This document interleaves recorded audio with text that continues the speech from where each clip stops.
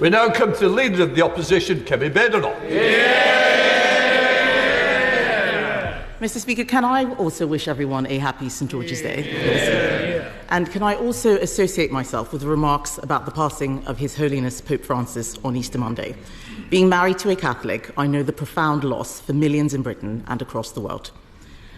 Mr. Speaker, does the Prime Minister now accept that when he said that it was the law that trans women were women, he was wrong? Well, Mr. Speaker, let me be clear. I welcome the Supreme Court ruling on this issue. It brings clarity and it will give confidence to women and, of course, to service providers.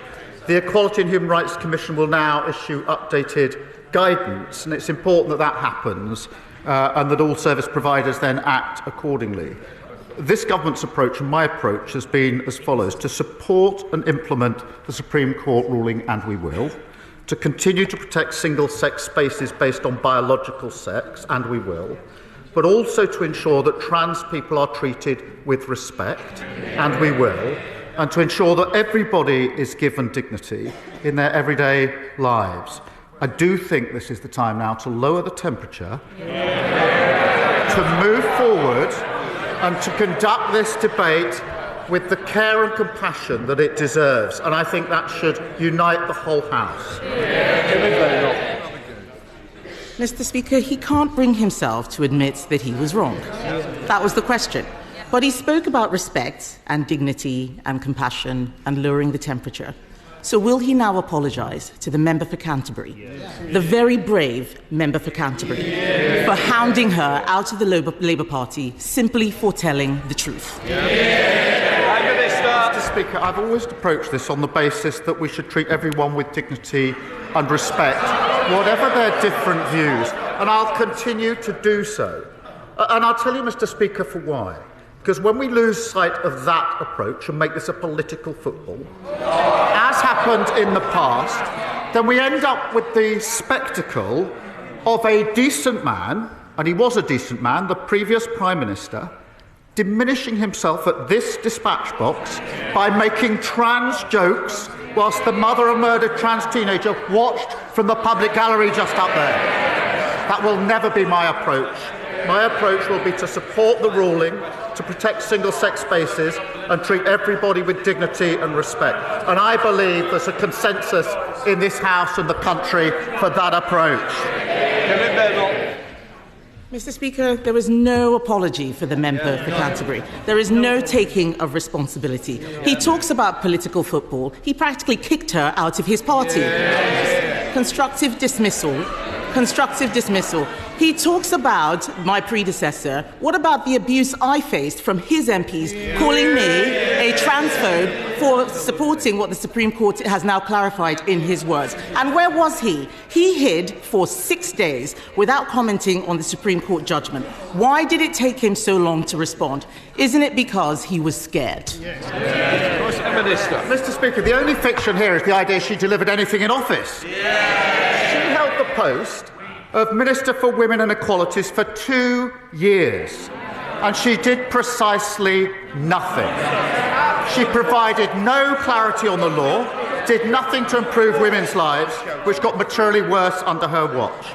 They talk, for example, about hospitals and mixed-sex wards, uphill and down-dale. What happened in the last decade? The use of mixed-sex wards in our NHS rose by 2,000%.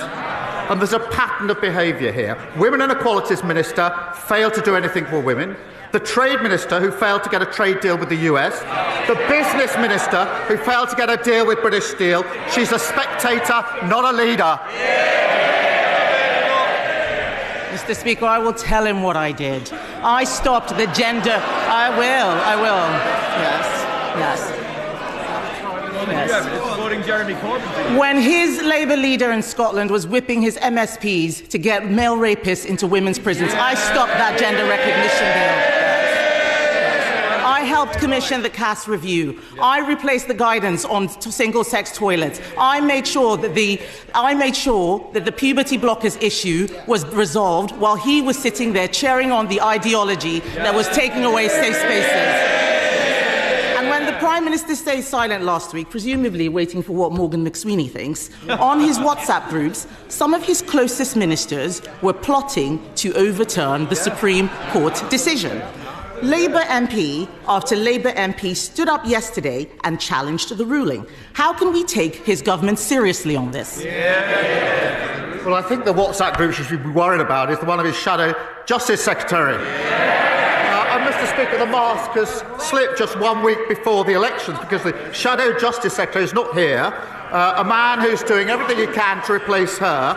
The man that most of them want as leader of their party has admitted that Reform and the Tories are working together. He said, I want this fight to be united. He said he's determined to bring this coalition, he calls it, together one way or another. Well, I think we know what that means. Every Tory voter is appalled at the thought of paying for the NHS.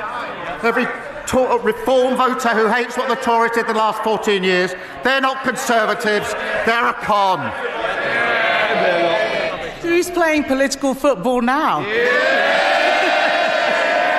He's got no answers, Mr. Speaker. He's got no answers.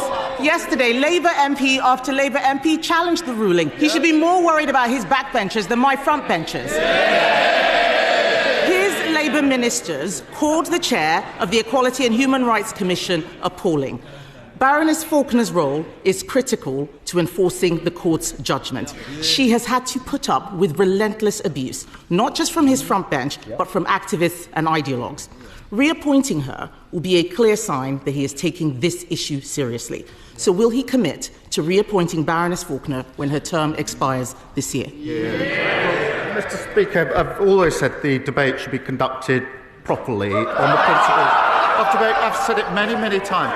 But I would remind the Leader of the Opposition that when they were in government, violence against women and girls reached record highs, rape prosecutions fell to record lows, and millions of women were left stuck on NHS waiting lists, unable to get the health care that they needed. Under this Labour government, NHS waiting lists down by more than 200,000, domestic abuse specialists in 999 control rooms.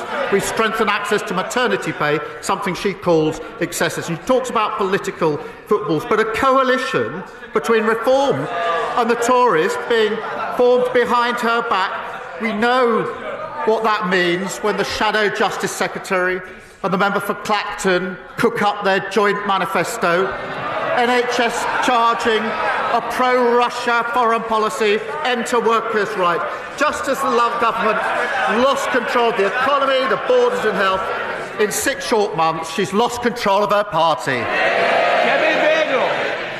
Mr. Speaker, he's clearly so uncomfortable talking about this subject. Yes. This is a choice between a Conservative Party that stood up for common sense and a Labour Party that bent the knee to every passing fad. This is a question about moral courage, Mr. Speaker, about doing the right thing even when it is difficult. And the truth is, he doesn't have the balls. The Prime Minister only tells people what they want to hear.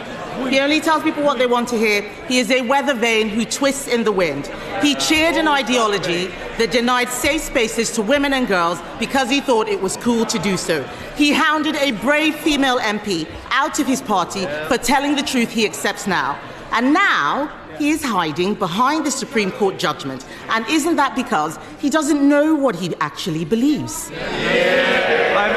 I can only assume that sounded better when she did it in the mirror earlier on.